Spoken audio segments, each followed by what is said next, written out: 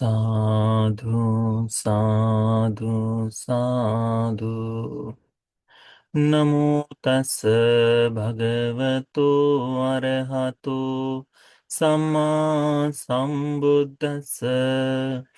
नमो तस् भगवतो अरहतो सम्मा संबुद्दस्स। नमो तस् भगवतो अरहतो सम्मा संबुद्दस्स। साधु साधु साधु। पूजनीय कल्याण मित्र गुरु बंते जी को हमारा प्रणाम है। साधु साधु साधु। श्रद्धावान उपासक उपासिकागण, हम लोग अभ्यास कर रहे हैं संयुक्त निकाय का। इस संयुक्त निकाय में हम लोग लाभ सत्कार संयुक्त को देख रहे हैं। इस लाभ सत्कार संयुक्त में भगवान बुद्ध जी ने लाभ सत्कार कीर्ति प्रशंसा के जितने आदि नाम हैं वो सारे बताए हैं भगवान ने। इसीलिए भिक्षुओं को निरंतरता से हम बचने के लिए बताया है। तो इसी इसमें एक बड़ा सुंदर सूत्र है, एक धितु सूत्र। इसका मतलब होता है कि अपने एकमात्र पुत्री के लिए दिया गया उपदेश। यह उपदेश भी भगवान बुद्ध जी ने श्रावस्ती में ही दिया था। श्रावस्ती में सभी भिक्षुओं को, जो वहां पर उपस्थित थे, उन भिक्षुओं को इकट्ठा किया और भगवान बुद्ध जी ने इस तरह से भिक्षुओं को कहा, दारुणो भिक्खवे लाभ सत्कार सिलोको। भिक्षुओं, यह लाभ सत्कार कीर्ति प्रशंसा बड़ा भयानक है, दारुण है। कटुको फरुसो अंतराय को अनुत्तर से योग के अधिगमाय।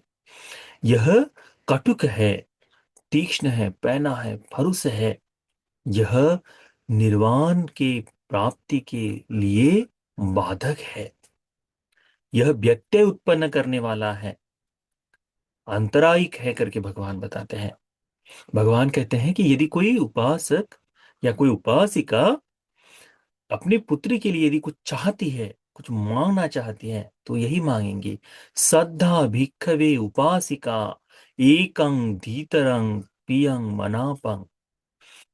कोई श्रद्धावान उपासिका हो, वह श्रद्धावान उपासिका अपनी एकमात्र पुत्री से या एकमात्र पुत्री के लिए जो बड़ी प्रिय हो उसकी, ऐसे पुत्री के लिए यदि कुछ चाहती हो, सम्मा आचयमाना आचेय। यदि कुछ अच्छा मांगना चाहती है, उससे कुछ चाहती है कि देखो तुम कुछ करना चाहती हो तो फिर ये करो, ऐसी कोई अभिलाषा रखती है, तो वो यही कहेगी। क्या कहेगी? तादिसा अन्य, कि हे पुत्री, इस तरह इस दिशा से भवा ही, यदि तुम्हें कुछ बनना है, यादिदा खुजुत्तरा जो उपासिका, तो तुम्हें खुजुत्तरा उपासिका की तरह बनना चाहिए। या फिर वेणुकंठ किया च नंद माता, या फिर वेणुकंठ की नंद माता की तरह तुमको बनना चाहिए।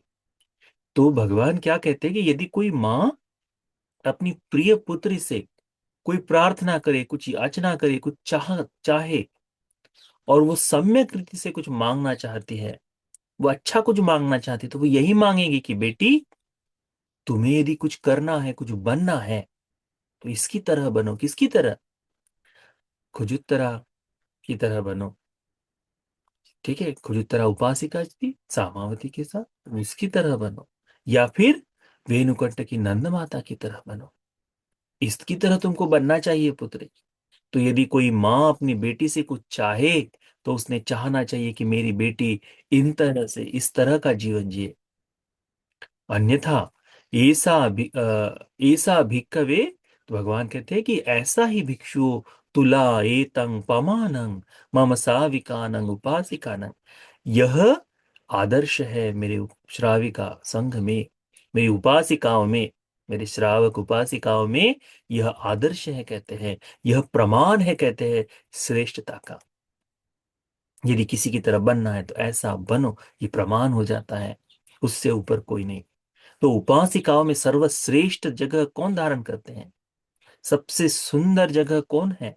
तो खुजुत्तरा उपासिका और वेणुकंठ की नंद माता, ये दो उपासिकाएं वह श्रेष्ठ स्थान को ग्रहण करते हैं। इसीलिए कोई माँ यदि अपनी बेटी से कुछ मांगना चाहे तो यही कहेगी कि बेटी, यदि तुम्हें उपासिकाओं की तरह बनना है तो इन दो उपासिकाओं की तरह बनो, क्योंकि ये बुद्ध शासन का प्रमाण है। फिर कहती है कि सचे खो त्वं आइये अगारस्मा अनागार्यं पब्बजसी, कि हे पुत्री, हे आर्य, यदि तुम्हें घर छोड़कर अनागारी कैसी प्रवज्जा को पाना है, भिक्षु जीवन में जाना है, भिक्षुनी बनना है, तादिसा आइए, तब तुम आइए, इस तरह से भवा ही यदि सा, तो तुम्हें किस तरह बनना चाहिए? खेमाच भिक्षुनी, ये जो खेमा भिक्षुनी है उसकी तरह उत्पल बनना चाहती, भिक्षुनी उत्पल बनना चाहती, या फिर उत्पल बनना की तरह बनना चाहिए। यदि कोई माँ अपनी बेटी के लिए इच्छा करे कि तुम्हें कैसे बनना चाहिए, यदि तुम भिक्षुनी बन जाओ, तो भगवान कहते हैं तब वह कहती है, माँ अपनी बेटी से कहती है कि तुम बनना है तो खेमा की तरह बनो, कुप्पल बनना की तरह बनो, क्योंकि यही भिक्षुनियों का, भिक्षुनी संघ में श्रेष्ठ स्थान को, अग्र स्थान को प्राप्त है। भिक्षुनियों में यही दो प्रमाण है। भगवान कहते हैं, ऐसा भिक्खवे तुला एतं पमानं, यह तुला है, यह प्रमाण है, मम साविकानं भिक्खुनीनं, मेरे श्राविका भिक्खुनियों में यह प्रमाण है। कहते यदिदं खेमा भिक्खु च भिक्खुनी उपल वन्ना च, तो खेमा भिक्खुनी और उपल वन्ना भिक्खुनी मेरे श्राविकाओं में श्रेष्ठ है। कहते हैं कितनी सुंदर बात कही है, कितनी सुंदर बात कही है। आज यदि कोई आ, स्त्री हो, आज ये कोई महिला हो, कोई माँ हो, तो क्या अपने पुत्र से या क्या अपने पुत्री से इस तरह का वार्तालाप कर सकती है? हम्म, नहीं कर सकती, नहीं कर सकती। यहाँ कहा है क्या? एकं, एक ही धीतरं, एक ही पुत्री है। कल के हमने सूत्र में सुना, एक ही पुत्र है। दोनों उन्हें ऑप्शंस या फिर दोनों उन्हें सुझाव, दो रास्ते बताए हैं उसमें। एक तो गृहस्थ बनो, तो बनना है इनकी तरह, यदि प्रवज्जित हो जाओ तो फिर इनकी तरह अपने जीवन में धर्म का प्रमाण बता दो करके बताया है। आज यदि थोड़ा देर भी अधिक समय तक कोई वो लड़का हो, कोई उपासक हो, भिक्षुओं के साथ थोड़ा ज्यादा बैठता हो, आना जाना रहता हो विहार में, तो कहते हैं ये क्या लग गया है, संन्यास लेगा ये लड़का, इसको बंद करवा दो जाना करके, है ना? ऐसा देखा जाता है ना? यही, क्योंकि आज पता ही नहीं उन्हें कि संघ क्या होता है, उसके लाभ क्या है करके। आज यदि कोई कहे कि तुम्हारा पुत्र अकुशल से बच जाएगा, मुक्ति के रास्ते पर चल जाएगा, उससे कोई लेन देन नहीं, मेरा लड़का यहाँ आज मेरे पास होना चाहिए, बस इतना ही। पुत्रियों के बारे में भी ऐसा ही है, स्त्रियों के बारे में भी कोई महिला अधिक रूप से ध्यान साधना, अधिक रूप से संघ की सेवा आदि कर रही है, तो तुरंत कैसा भाव आ जाता है, हाँ हाँ हाँ हाँ, अब ये घर बार छोड़ के सन्यासी ले लेगी। तो माता पिता डरते हैं, क्योंकि समाज में ऐसी स्थिति उत्पन्न हो गई है कि जब तक बेटी का घर नहीं बैठता, जब तक बेटी शादी नहीं कर लेती, तब तक सब कुछ सही नहीं है, ऐसा ही समझा जाता है। परंतु पूर्व में ऐसा नहीं था। पूर्व में पहले यह सुझाव, यह चुनाव का मौका दिया जाता था, एक तो सन्यास या फिर गृहस्थी धर्म, है ना? तो भगवान यही बताते हैं इस सूत्र में कि कोई माँ अपनी बेटी से कुछ मांगना चाहे तो यही मांग सकती है। यदि वह उपासिका रहे, यदि वह गृहस्थ बने, तो उसने गृहस्थ बनना चाहिए खजुत्तरा देवी की तरह, उपासिका की तरह, और नहीं तो रेणुकंठ की नंद माता की तरह। हमने नंद माता के गुण सुने थे ना? हाँ, नंद माता के गुण सारिपुत्र भंते जी प्रशंसा करते हैं। नंद माता सूत्र का हमने अभ्यास किया था, तो नंद माता के वो गुण हैं। ठीक है, उनको फिर से एक बार सुन लो कि क्यों भगवान कहते हैं कि नंद माता की तरह होना चाहिए, क्यों ये उपासिका का बताते हैं कि क्यों अपनी बेटी से कुछ बनना चाहे, मांगेगी तो क्या मांगेगी, नंद माता की तरह बनो, वो इसलिए। खजुत्तरा देवी का हम लोग धीरे धीरे एक दिन बताएंगे। ये चित्तगहपति और हत्थक आलवक आलवियक, इनके बारे में भी हम एक एक छोटी छोटी देशनाएं आने वाले समय में करेंगे। ये 2-3 दिनों बाद हम बताएंगे इसके बारे में। बड़ा सुंदर जीवन है इन लोगों का, इनके कुछ लक्षण बताएंगे जिसको ध्यान में रखकर आपको प्रेरणा मिलेगी कि हाँ, इसके कारण भगवान ने हमको बताया है, तो हम उसका अभ्यास करेंगे। यह कहती है उपासिका कि यदि तुम भिक्षुनी बन जाओ तो प्रमाण रहना कि मैं इनकी तरह बनूं, नहीं, बनना है तो श्रेष्ठ बनो। क्यों? इसीलिए हमेशा जिन्होंने अच्छे अच्छी जगह पर पहुंचे, हम उनकी तरह बनने के लिए इसीलिए कहते हैं। तो ये कहती है कि यदि तुम भिक्षुनी बन जाओ अपनी बेटी से, तो चाहो तो तुम बनो खेमा भिक्कुनी की तरह, उप्पल बनना भिक्कुनी की तरह। खेमा जो प्रज्ञा में अग्र है, भिक्षुनियों में प्रज्ञा में अग्र खेमा भिक्कुनी है। और उप्पल बनना वह अग्र है रिद्धि बलशालियों में, रिद्धिमान भिक्षुनियों में अग्र है। तो यह दो भिक्षुनियों की तरह बनने के लिए बताया। एसं भिक्खवे तुला एतं पमानग मम साविकानंग भिक्षुनीनम।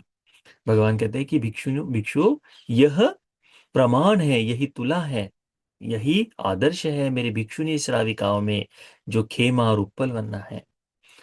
फिर वह जो माँ है अपने बेटी से कहेगी, माँ च खो माँ च खो त्वंग आइये, कि हे आर्य, सेखं अपत्तमानसं लाभ सत्कार सिलो को अनुपापुनातु थी। कि बेटी, ये जो धर्म का मार्ग है, इस धर्म के मार्ग में प्रमाद न करना। प्रमादवश प्रमादवश इस लाभ सत्कार कीर्ति प्रशंसा में फंस मत जाना। अप्रमादी होकर इस लाभ सत्कार कीर्ति प्रशंसा से परे हो जाना करके वह अपने सिखाती है। वो अपने बेटी को यही बताएगी कि देखो बेटी, यह जो मार्ग है ये बड़ा कठिन है। चाहे उपासिका बनो, चाहे उपासक, चाहे उपासिका बनो, चाहे भिक्षुनी बनो, तब भी क्या करना, अप्रमादी होकर इस लाभ सत्कार कीर्ति प्रशंसा में फंसना नहीं है। उससे बाहर निकल के आना है, उसमें रखना नहीं है। यदि वहां फंस जाओ तो तुम्हारी हानि ही होगी, तुम्हारा विनाश ही होगा। भगवान कहते तंचे भिक्खवे भिक्खूनं सेकं अपत्तमानसं लाभ सत्कार सिलो को अनुपापुनाति सो तस् होती अंतराय।